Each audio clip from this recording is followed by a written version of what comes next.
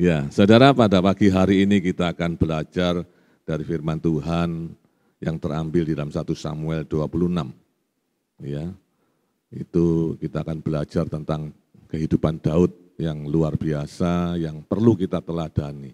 Ya, tema firman Tuhan pada pagi hari ini saya beri tema yaitu percaya dan berserah kepada cara Tuhan. Ya. Percaya dan berserah kepada cara Tuhan. Bukan kepada Tuhan, tapi cara Tuhan.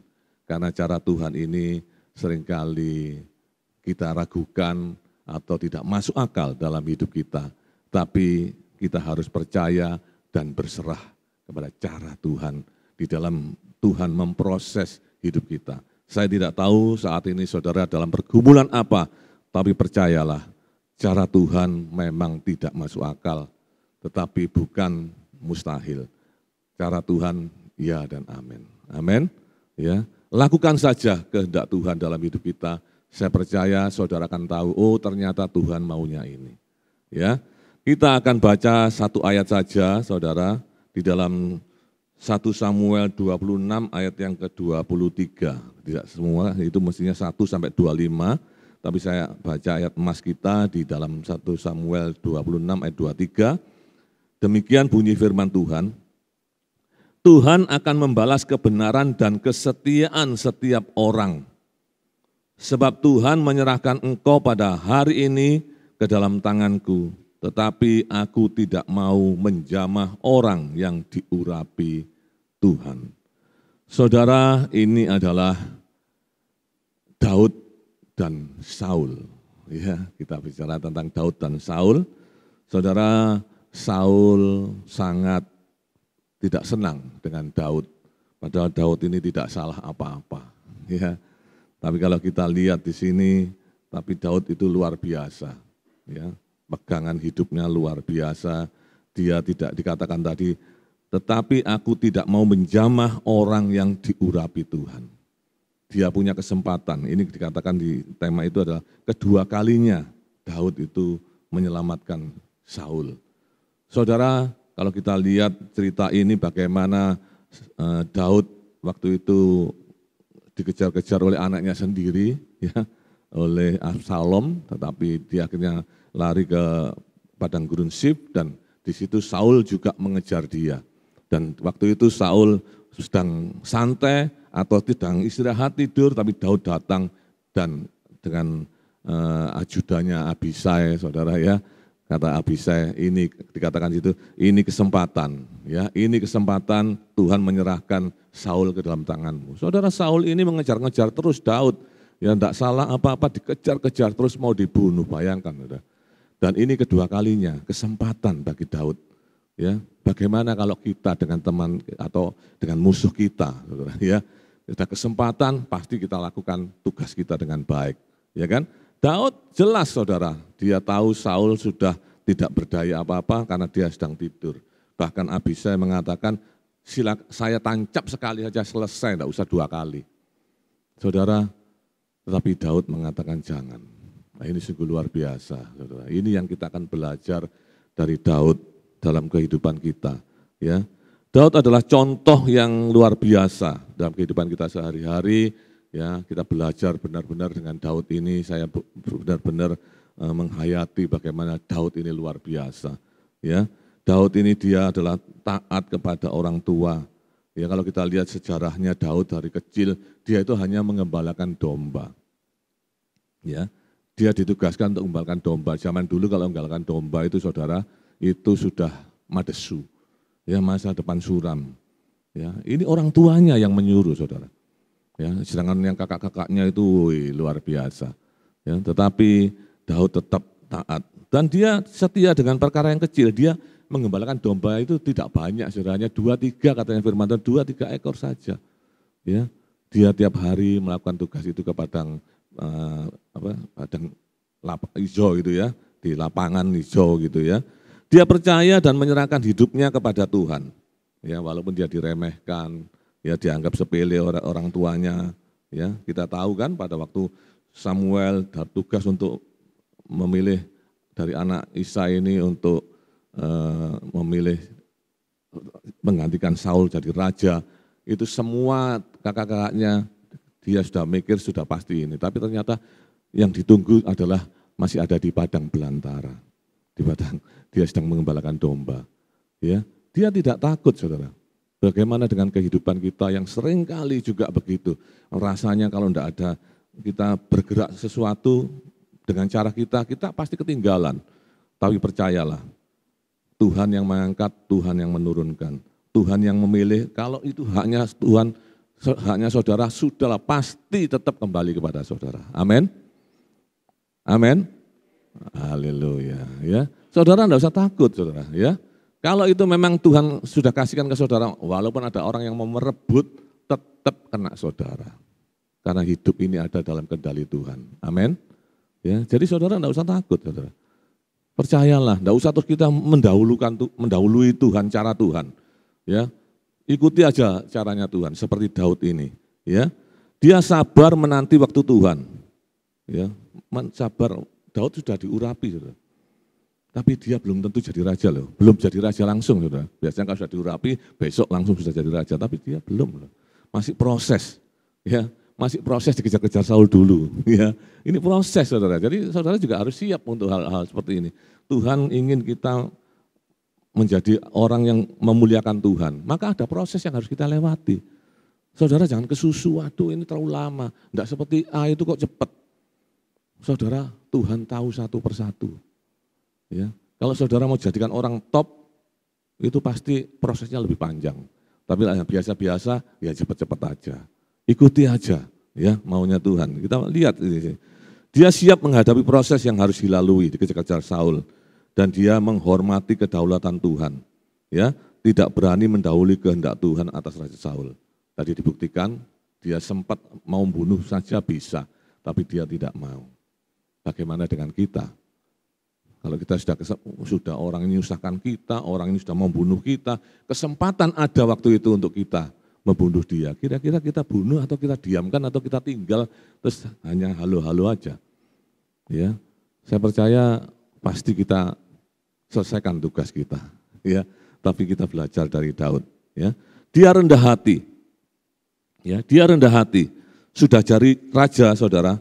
Dia itu tadi saya katakan tadi waktu dia lari dari Absalom, dia diejek, diolok, dihina oleh keluarga dari Saul yang namanya Shimei bin Sera. Ya, diolok-olok, saudara. Loh, dia raja, saudara. Ya, diolok-olok, langsung dikutuk dan bahkan dilempari batu, dikatakan di 2 Samuel 6 di situ ya. Dilempari batu, tapi Daud diam saja. Bahkan Abisai ingin membunuh Shimei. Tapi Daud mengatakan, jangan engkau lakukan apa-apa. Bagaimana kalau Tuhan yang nyuruh? Ya, bagaimana kalau Tuhan nyuruh Shimei untuk mengutuk saya? Apa yang kita lakukan? Saudara, cara pandang Daud sungguh luar biasa. Ya, bahwa waktu dia sebagai raja diejek, dilempari batu, pengawalnya aja enggak tahan. Anjing ini gimana? Masa kita kasihkan saya tak bunuh sudah selesai. Tapi Daud kan jangan, kalau dia Tuhan yang nyuruh kayak mana? Pernahkah kita juga berpikir seperti itu? Ada orang yang menyakiti hati kita, terus kita berpikir, iyalah Tuhan yang nyuruh. Untuk nyakiti saya kayak mana? Apa kita sudah langsung marah dengan dia? Saudara, ini hal yang luar biasa yang Tuhan ingin dalam hidup kita. Ya, Daud mengatakan luar biasa, saya akan bacakan dulu aja ayatnya di 2 Samuel 6 ini. Ya, dikatakan di sana di ayat yang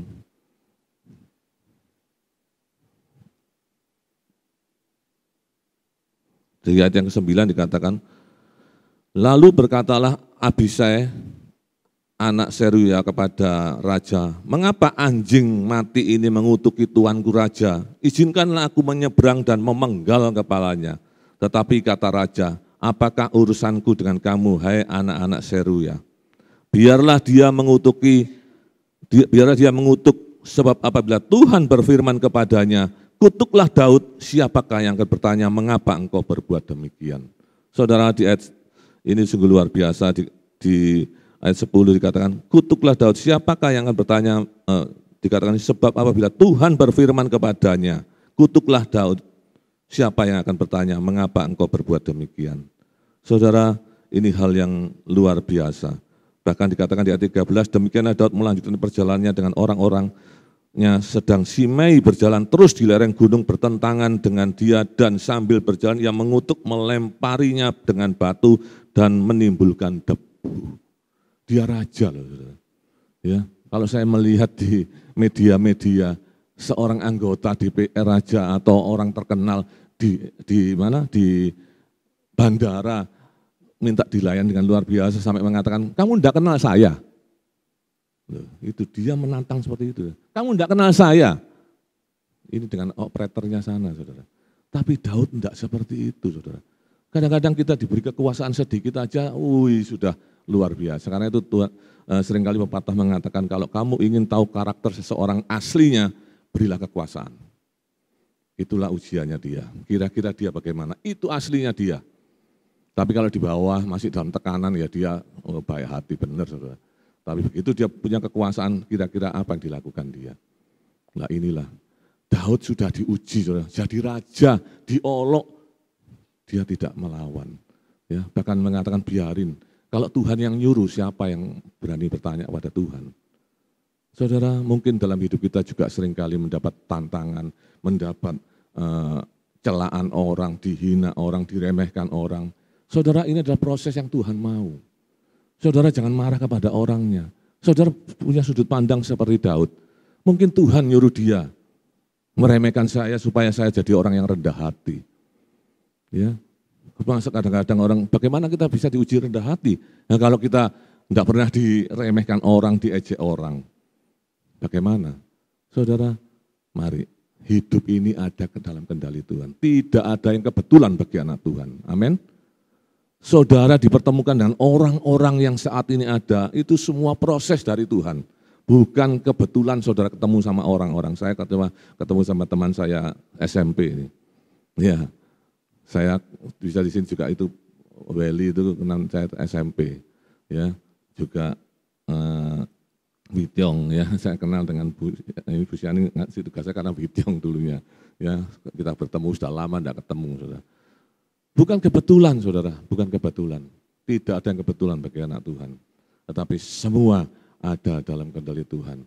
Orang-orang yang dipersiapkan Tuhan untuk mencapai apa yang Tuhan mau dalam hidup kita, itu sudah dipersiapkan oleh Tuhan. Jadi nikmati saja hidup ini. Amin. Nikmati saja.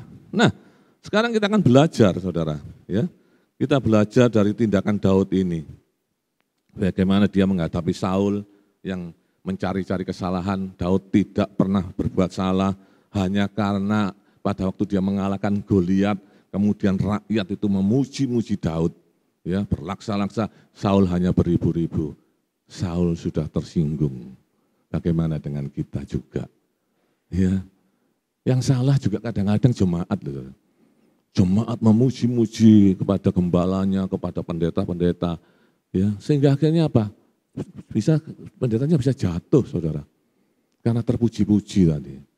Mari kita belajar, ya, kita doakan saja, tidak perlu dipuji-puji, saudara, kita tidak butuh pujian, ya, kita tidak butuh pujian, tapi kita saling mendoakan, itu yang penting.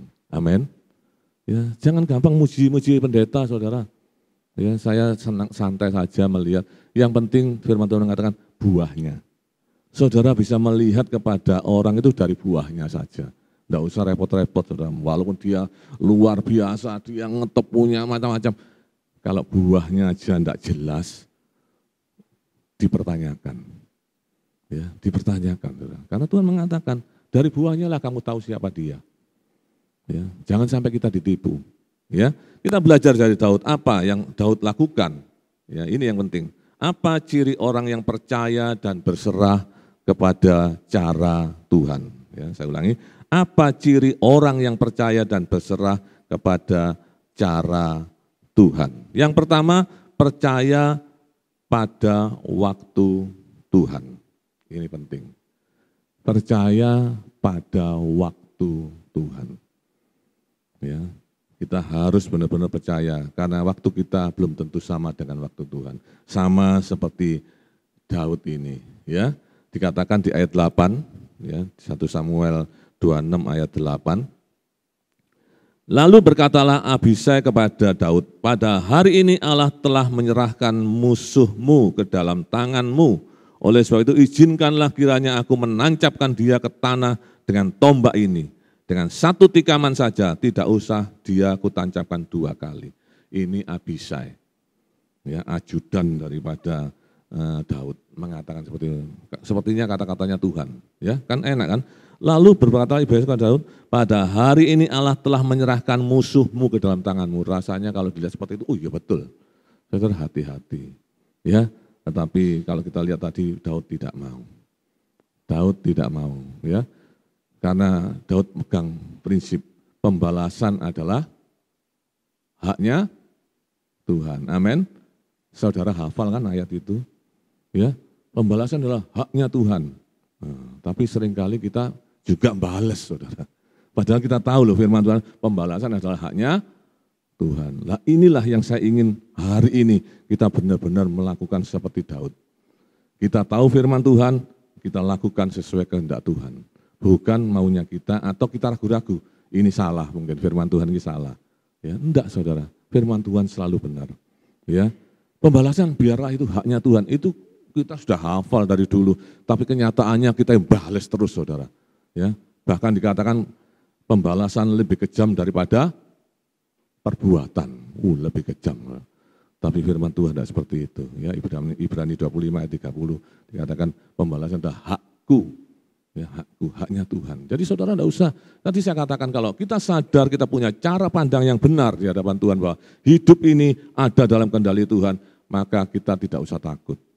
Orang-orang yang dikasih Tuhan, dipertemukan kita oleh Tuhan, bukan kebetulan, saudara. Itu adalah orang-orang dipersiapkan Tuhan untuk memproses hidup kita. Tidak usah saudara terus langsung mengeluh, ngomel sama Tuhan.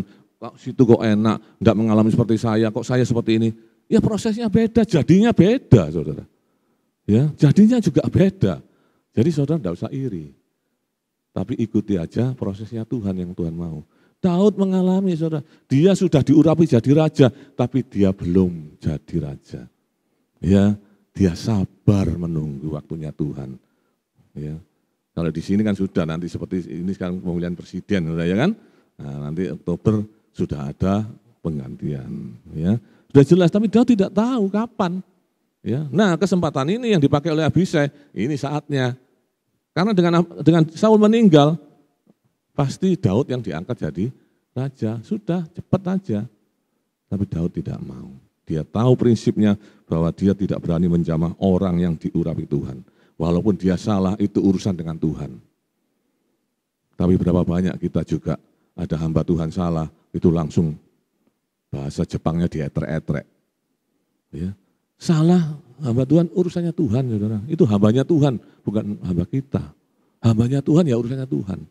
Tugas kita adalah mendoakan. Ya, kita doakan supaya hamba Tuhan ini juga diberi pengampunan oleh Tuhan. Ya, supaya kita ini jadi happy, saudara.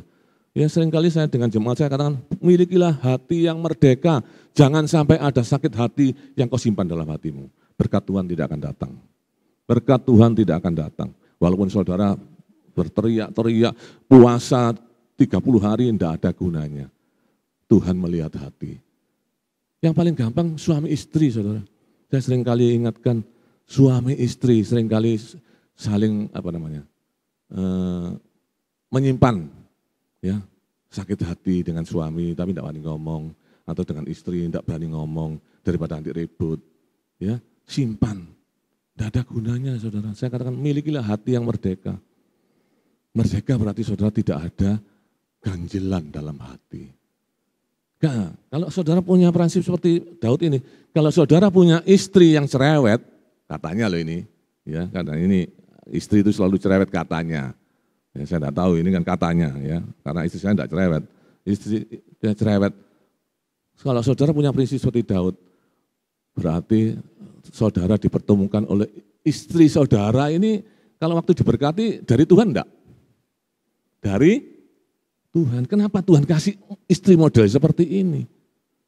Ya karena untuk memproses hidup kita saling melengkapi, saudara.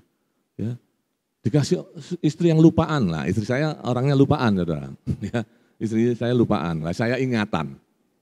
Gitu, ya, cocok kan? Ya, yang satu lupaan, yang sini ingatan. Ya, jadi naruh apa-apa itu sering kali lupa. Ya. Karena kalau sering waktu pertama kali saya menikah tahun pertama itu ribut, saudara. Karena apa? Dia ngomong, ya kalau kamu naruh satu tempat gini aja, gampang ditengeri ya, ditengeri itu bahasa Indonesia apa? Dititeni orang. Lah kalau saya 100 tempat kan enggak ada orang yang tahu, tak taruh nomor 80, tapi saya sendiri juga lupa.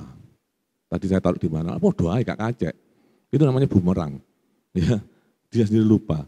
Tapi itu susah dirubah, saudara. Saya waktu yang lalu ingin yang rubah. Ya, tapi dengan firman Tuhan, Tuhan mengingatkan saya, bukan dia yang berubah, saya yang harus berubah. Ya, akhirnya saya bisa menikmati dia bagaimana. Ya, bayangkan saudara, saya bekerja bersama dengan dia dari klien, pulang rumah, kunci ketinggalan di klien. Tidak bisa masuk rumah. Klien sudah tutup malam, tidak stres. Wah ini bisa, pertama kali saya ngomel saudara, betul. Ya, tahun pertama itu tahun benar-benar penyesuaian untuk bagaimana bisa menyesuaikan. Akhirnya saya naik saudara, naik pagar, naik genteng. Tahu tempatnya genteng, tahu saya kira-kiranya di situ ada, kan selalu ada apa namanya ini, yang bukaan. Saya masuk situ, ngambil kunci serep di dalam. Bayangkan. Ya. Itu enggak sekali, nanti lain kali juga begitu. Kuncinya masuk oke, kunci kamarnya enggak bisa masuk. Loh itu proses yang luar biasa. Akhirnya bagaimana solusi kalau seperti ini? Saya punya kunci sendiri. Saya selalu membawa kunci sendiri. Jadi kalau dia lupa saya tinggal buka. Bayangkan gunting kuku juga begitu. Gunting kuku banyak di rumah saya. Ketemu sana ada, ketemu sana ada. Karena kalau enggak banyak pasti bingung.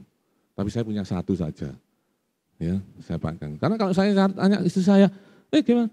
Ada, di mana ya? Mau gunting kuku aja mumet setengah jam sendiri.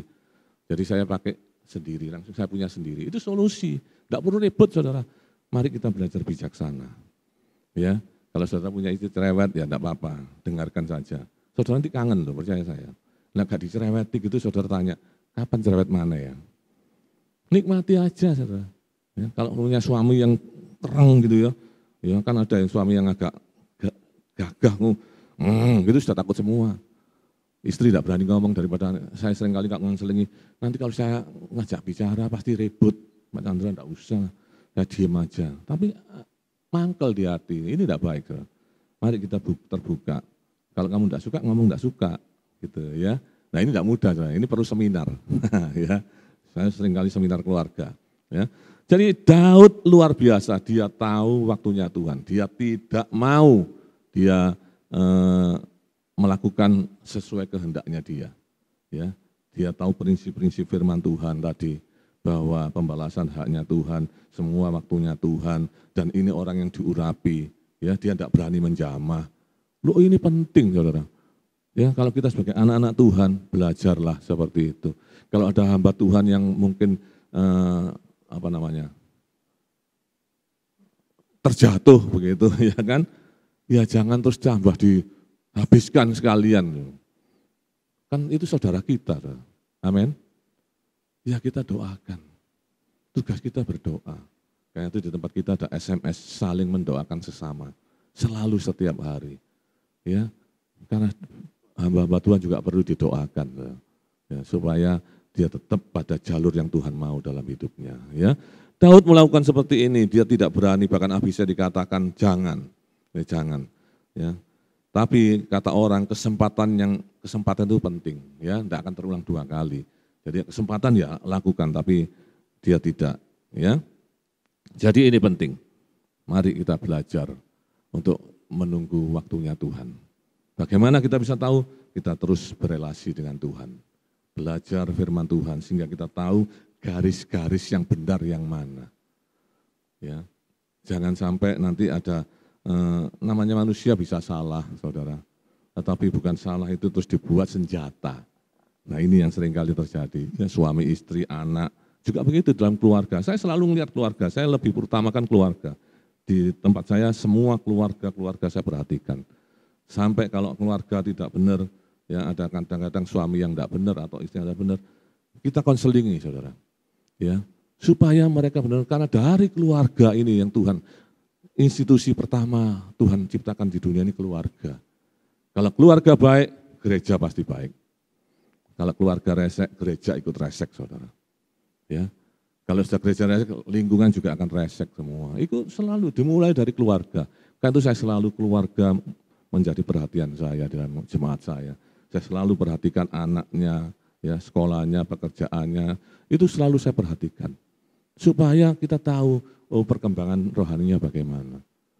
Ya, kalau yang lainnya itu urusan Tuhan, saudara, Tuhan sudah ngatur semua hidup ini, mau jadi apa, itu sudah Tuhan waktu lahir di dunia ini, Tuhan sudah punya mau kepada kita semua. Nanti kita mau jadi apa, itu sudah Tuhan tentukan, saudara mau apa enggak bisa. Tapi yang penting kehidupan rohaninya kita harus benar-benar sesuai yang Tuhan mau. Ya, kalau sudah larinya ke rohaniannya oke, ya sudah aman. Ya, aman. Ini penting. Ya, saya didik anak saya dari kecil. Begitu dia sudah dewasa, sudah SMA lulus, dia ke Amerika, perempuan satu-satunya tidak punya saudara di sana. Saya bingung, istri saya itu, kita itu tidur satu kamar tuh 4 orang sama anak saya. Satu kamar 4 orang, pernah. Biasanya kan anak tidur sendiri, suami istri tidur sendiri, ini 4. Dari kecil sampai besar. Istri saya tidak mau soalnya pisah. Saudara. Tapi bisa dilepas di Amerika. Saya sampai heran, bener lah ini. Sungguhan kamu, ya memang pulang nangis-nangis terus saudara, ya kan. Tapi ya direlakan kalau Tuhan memang punya acara di sana, ya sampai sekarang dia di sana, ya bekerja di sana, dia punya usaha di sana, ya sudah. Ya tetapi yang satunya, kepinginnya juga di sana, tapi Tuhan tidak berkehendaki pulang ke sini. Ya, dia kerja di Apple di sini. Ya semua Tuhan yang ngatur, saya hanya memfasilitasi. Ya, banyak anak-anak yang selalu dikekang oleh orang tua. Saya katakan anak ini Tuhan punya mau, bukan kamu yang punya mau. Tapi seringkali orang tua ya itu obsesinya selalu anak harus ikut orang tua. Maksudnya ikut di sini maunya orang tua. Kamu harus jadi dokter, kamu harus jadi insinyur. Belum tentu saudara. Saya sering ngonselingi teman-teman anak saya waktu yang lalu juga begitu. Sampai orang tuanya datang, saya katakan kenapa harus jadi ini. Kalau ini passionnya dia kenapa? Nanti kerjanya, koyo kamu sedang bisa ngatur kerjanya nanti lu enggak ada masa depan suram. Siapa yang bilang? Nah kenyataannya begitu direlakan, sukses luar biasa. Saudara kita enggak bisa tekan. Saya katakan di jemaat saya juga, anak itu miliknya Tuhan, bukan milik kita. Amin. Amin. Jadi saudara hanya dititipi oleh Tuhan untuk membawa dia kepada rencana Tuhan, bukan rencana kita. Nah ini yang seringkali salah, untuk rencana Tuhan. Nah bagaimana sudah tahu? Ya kita berdoa sama Tuhan, anak ini disuruh apa. Sehingga Tuhan berikan hikmat kepada kita, bisa menuntun anak ini. Loh saya juga tidak kepingin anak saya kalau Amerika tidak ada kepikiran. Saudara. Saya sudah persiapkan anak ini akan di Jakarta, nanti kuliahnya di Jakarta. Tapi ternyata Tuhan berubah, ya bukan Tuhan berubah, Tuhan punya rencana yang lain. Anak saya harus ke Amerika. Pertama mau Singapura tidak jadi, Australia, akhirnya Amerika. Kok tambah jauh? Ya dulu enak, saudara masih muda, saya ke sana sering ke sana enak. Sekarang ini kalau tiap tahun ke sana ya boyoin enggak kuat. Duduknya 24 jam, saudara. Ya di pesawat itu 22 jam. Bayangkan, tapi ya kita minta kekuatan Tuhan. Ya mesti tahun ini saya juga harus ke sana, enggak tahu nanti jadi atau enggak. Saya minta cuti. Ya, cuti, tidak ke sana sekali gitu ya, supaya lumayan saudara ya. Tapi anak saya ngotot ke sini, cucu saya minta ya doa saja sama Tuhan, saya belum tahu ya. Jadi ini belajar, ayo kita berikan sesuai waktunya Tuhan. Kalau saudara waktunya diangkat Tuhan, sudah waktunya ya diangkat. Jangan ngotot, seringkali urusan jabatan ini juga ribet saudara. Ya, kalau saudara tahu jabatan itu kalau di DPR, di pemerintahan oke. Di gereja saja saudara. Itu luwih kebangetan daripada luar. Saudara tidak percaya? Kalau tidak percaya, masuk di dalam kepengurusan gereja. Bagaimana luar biasanya persaingan lebih hebat daripada di dunia. Keterlaluan. Nak ngomong itu rasanya saya itu ngikuti di Jakarta, rasanya orangnya kok ya baik-baik semua, kalem, ya brur, ya brur. Tapi bisa melempar, luar biasa. Saudara. Ini apa? Hanya rebutan jabatan, bayangkan. Ya, ngomongnya enak. Muka saya ditaruh mana dengan jemaat saya kalau saya tidak jadi ketua di sini? Saya ngomong, mukamu ya tetap di mukamu, loh, maksudnya ditaruh mana? Ini depan, lupa dia. Loh, mukanya di depannya, dia lupa. Loh, sampai lupa, bayangkan. Saudara, terlalu. Ya, kadang-kadang istri saya itu sampai enggak mau. Kristen waduh. Saudara, sekarang saya bina istri saya itu, dulu istri saya itu Katolik, ya. Akhirnya ikut, itu binanya susah, saudara, tapi ngelihat model-model gini, waduh susah sekali. Ya, tapi bersyukur kita tetap bukan berarti terus akhirnya gak Kristen-Kristenan, bukan itu saudara. Tugas kita berdoa, bayangkan masih yang seperti yang katanya sudah rohaniawan itu masih seperti itu. Bayangkan kita belajar. Ya. Kalau waktunya Tuhan ngangkat lah, enggak mungkin lah, enggak usah bingung. Kalau saudara mau jadi ketua pasti. Siapapun yang jegal pasti jadi ketua. Amin. Amin. Tidak usah bingung-bingung saudara. Saudara belum tahu serangan fajar. Saudara pikir kalau di gereja tidak ada serangan fajar? Ada serangan fajar saudara. Ya, saya aja dapat serangan fajar. Pilihlah. Loh, kok harus disetir katanya merdeka. Disetir. Ya, saya katakan saya harus berdoa dulu. Tidak bisa ditentukan. Tapi sudah beredar apalagi zaman sekarang ini, selalu enak ini. Pagi sudah selesai. Tapi bukan berarti kita terus jadi apatis, tapi mari kita berdoa. Bayangkan di gereja aja seperti ini, ya, yang dimana Tuhan ingin menjadi anak-anak yang menjadi contoh bagi dunia, tapi ternyata dunia masuk di dalam gereja. Bayangkan, ya. Nah ini, ya, kita belajar dari Daud. Dia punya paradigma yang luar biasa. Saya senang sekali, ya. Dia walaupun jadi raja sudah di atas, diejek, dilempari batu, dia tetap tenang. Bahkan paradigmanya itu yang penting. Biarkan bagaimana kalau Tuhan yang nyuruh dia ngejek saya, ngutuk saya. Oh ini beda saudara. Ini yang luar biasa. Pernahkah kita berpikir seperti itu? Ada orang yang melecehkan kita terus, ya biarinlah. Mungkin Tuhan nyuruh dia melecehkan saya, meremehkan saya. Enggak mungkin. Sudah langsung kita katanya ini, sudah ngomel dulu. Tapi belajar dari Daud. Daud tidak ngomel. Tapi yang ngomel ajudannya. Ya, karena merasa, loh kamu itu raja, orang ini apa? Tapi inilah Daud. Ya, saya rindu kita belajar bersama-sama. Yang kedua, menghormati kedaulatan Tuhan. Ya, Daud, ciri orang yang percaya dan menyerah kepada cara Tuhan itu, dia menghormati kedaulatan Tuhan. Dikatakan di ayat 9, ya, di dalam 1 Samuel 26. Tetapi kata Daud kepada Abisai, jangan musnahkan dia, sebab siapakah yang dapat menjamah orang yang diurapi Tuhan dan bebas dari hukuman. Daud tahu itu. Daud tahu itu. Ya, dikatakan jangan musnahkan dia, sebab siapakah yang dapat menjamah orang yang diurapi Tuhan dan bebas dari hukuman. Akhirnya saling hukum.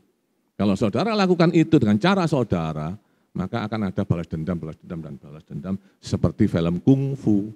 Ya, di Koping Ho dulu kan sering balas dendam anaknya, dendam lagi, terus dendam. Tapi Tuhan tidak mau itu.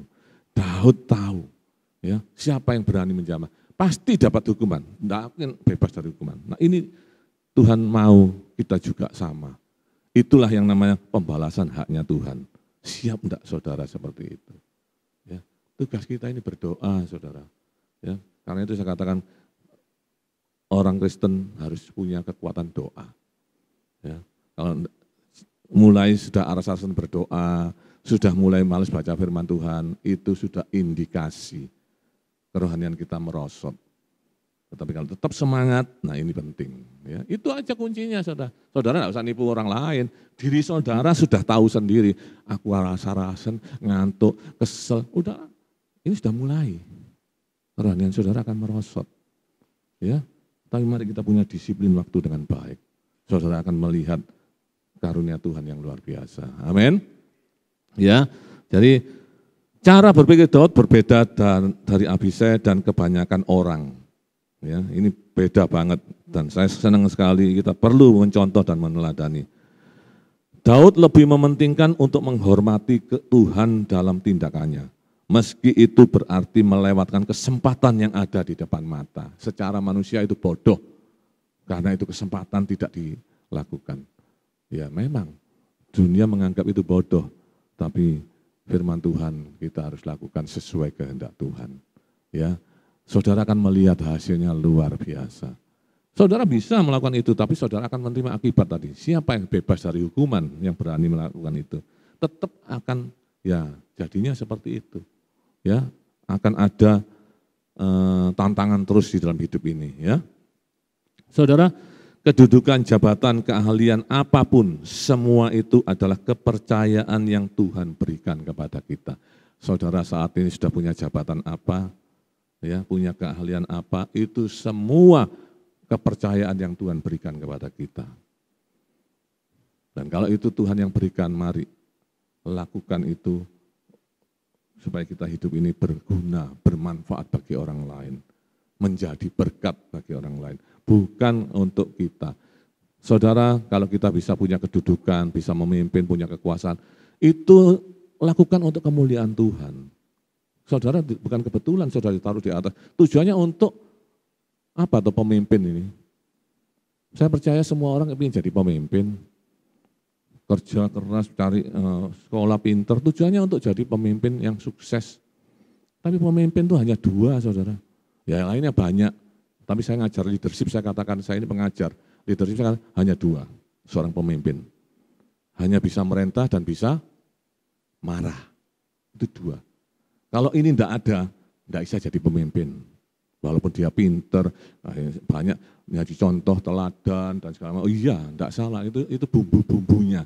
Tapi prinsip 2 ini, kalau kita tidak bisa memerintah dan marah, ya kalau saudara perintah kemudian tidak dilakukan kan berarti bisa marah, masa tertawa. Ya, tapi ada orang merintah, tidak dilakukan, pindah orang lain. Ya, saya nangani perusahaan-perusahaan, saudara. Ya, saya melihat, saya interview pemimpin, saya langsung tesnya di sana. Ya, kalau gitu dia tidak bisa. Karena apa? Banyak yang dia punya bawahan A, ada 5, A disuruh tidak mau, suruh B aja. Yang A ini jadi ngelamak, saudara. Saya dulu masih umur 19 tahun jadi kepala pabrik, kuliah. Begitu kelihatan anak seperti ini, saya hajar habis-habisan. Saya paksa dia harus nurut sama saya. Supaya dia ngerti. Ya, tapi jangan terus pindah. A enggak mau ya B aja. Nanti yang A ini saingannya sendiri, yang B jadi tersiksa dan akhirnya dia jadi pemberontak. Yang salah ya kita. Pemberontak, karena apa? Oh, semua saya lebih baik aku ya membantah bisa naik. Sama dengan orang tua dan anak. Ya gitu kan? Orang tua kan begitu punya anak 2, anak punya 3, selalu ya si A saja yang paling gampang dinurut dan paling nurut itu dihabiskan aja. Ya, yang lain tidak usah disuruh. Lama-lama dia ngomong, mama, papa selalu saya terus. Pernah enggak saudara punya anak protes? Yang salah siapa? Saudara, kita diajar Tuhan untuk mendidik anak. Ya, Tuhan titipkan kita untuk mendidik. Tapi seringkali kita ya timbullah jadi pilih kasih, tadi katanya ada pilih kasih. Tapi orang tua kalau dia ngomongin, enggak, orang tua itu enggak pernah pilih kasih. Semua sama. Katanya istri saya, embel gedes. Ya.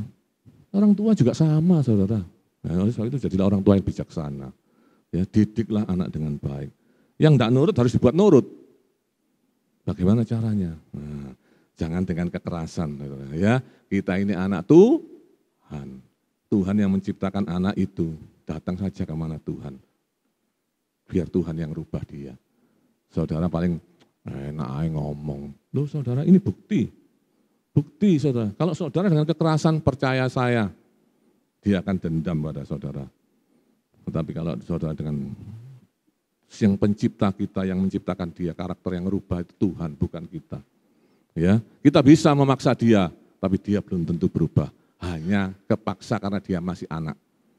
Tapi besar nanti beda urusannya. Karena banyak anak nakal segala macam itu karena didikan dari awal.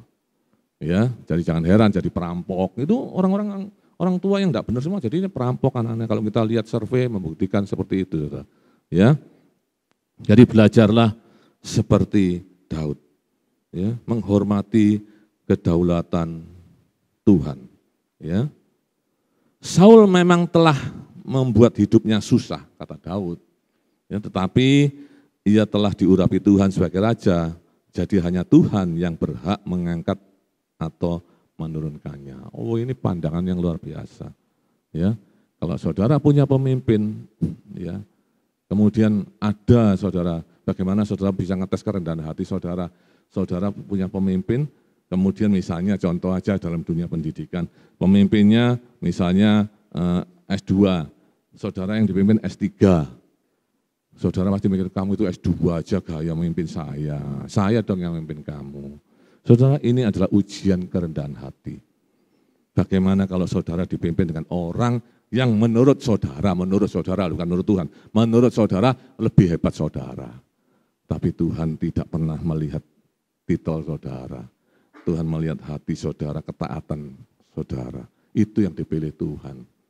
Ya, jadi jangan anggap bahwa kalau saudara hebat akan dipilih Tuhan, belum tentu. Tuhan bisa membuat orang hebat, tidak perlu saudara. Tuhan bisa membuat orang hebat. Ya, karena itu mari kita belajar. Kalau itu sudah dipilih Tuhan, ya sudah nurut sama pemimpin. Ya, kalau sudah ada gembala, ikuti aja gembala, saudara.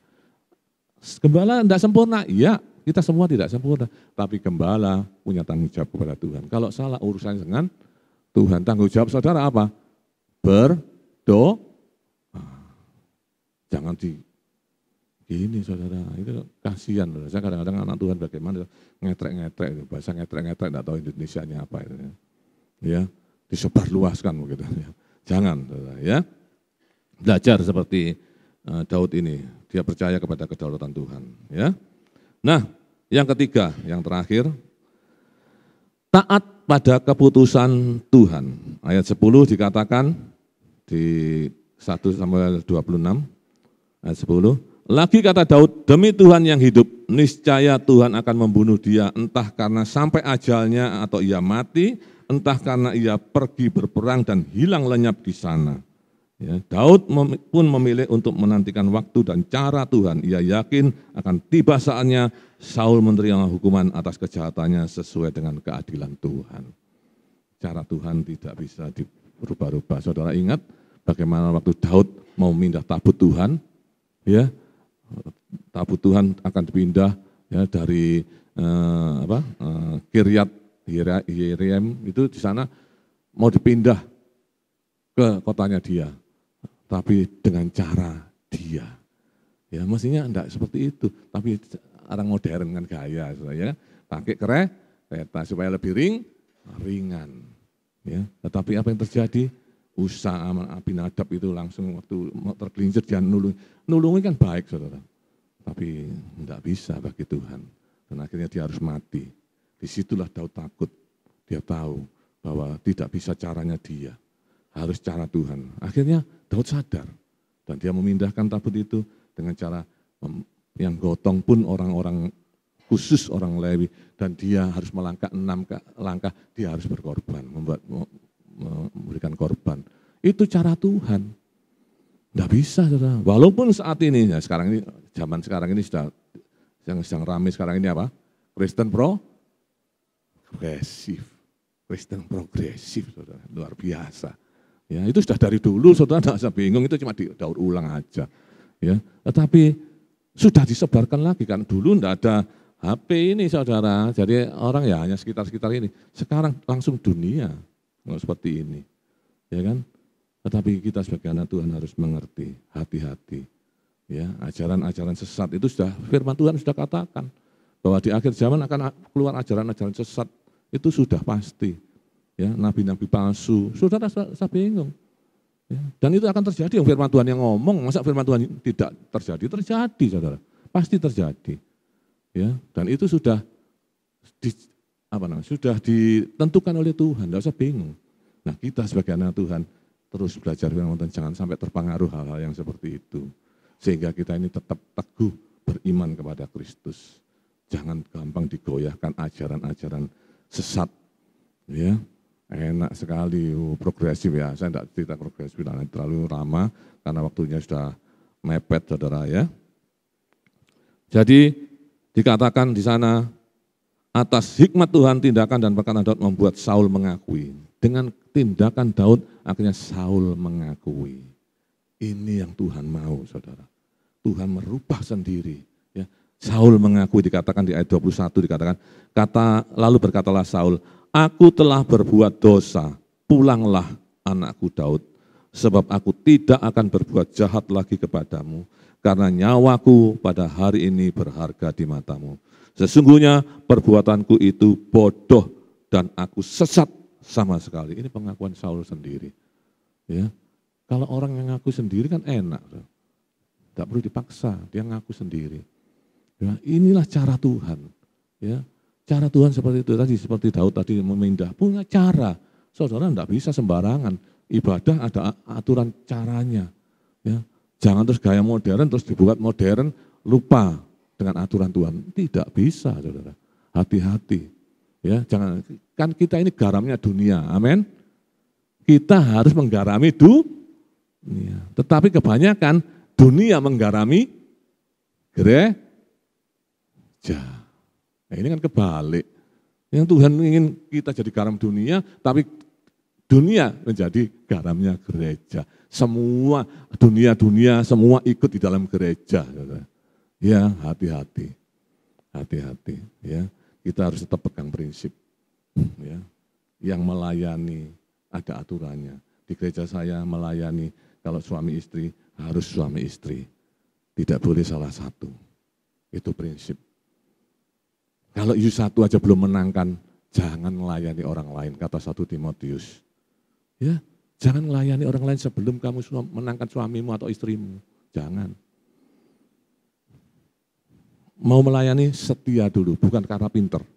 Saya tidak melihat orang pinter. Bukan berarti saya anti orang pinter. Orang pinter dipakai Tuhan boleh, asal hatimu benar-benar sungguh-sungguh. Ya, ada orang datang tahu-tahu merasa hebat, mau main musik, no. Setia dulu. Ini prinsip. Jangan sembarang orang taruh sini, saudara. Ya, oh nanti akhirnya kacau semua. Ini saya katakan melanggar prinsip-prinsip firman Tuhan. Firman Tuhan ada aturannya, jangan sembarangan. Ya, supaya benar-benar gereja ini diberkati Tuhan. Amin. Ya, ini penting. Ya, sehingga kita bisa benar-benar menghargai kedaulatan Tuhan, mempunyai keputusan yang sesuai keputusan Tuhan. Memang tidak mudah, saudara, tidak mudah. Ya, sempat sampai pernah saya itu kekurangan pemain musik. Saya katakan tidak apa-apa. Ini pekerjaan Tuhan. Kita berdoa. Saya mengkader sudah bagus, dari anak-anak dikader sampai jadi besar, dia bisa main musik semua, vokal kita kader juga, ada gurunya. Tapi akhirnya dia harus, karena kurang kuat imannya, pindah gereja yang lebih besar. Enggak apa-apa, yang penting dia tetap ke gereja. Ya saya berarti ngader kembali, enggak apa-apa, saudara. Ya mungkin saya dipakai untuk mengkader, ya enggak apa-apa. Ya, tapi banyak anak-anak enggak terima, tapi enggak apa-apa. Yang penting sama-sama ke gereja, dia sudah, Tuhan ya sudah enggak apa-apa. Kita mungkin kelas SMA, sana kelas perguruan tinggi, ya sudah biarin masuk perguruan tinggi. Dia kan sudah lulus masuk perguruan tinggi, enggak apa-apa. Kan sama-sama satu saudara dalam Tuhan. Tidak perlu kita harus marah-marah, ngomel, tidak perlu, saudara, sakit hati. Rugi, saya katakan kita harus memiliki hati yang merdeka. Amin. Milikilah hati yang merdeka. Saudara, ingat, jangan ada ganjelan dalam hatimu. Baik dengan istri, suami, anak.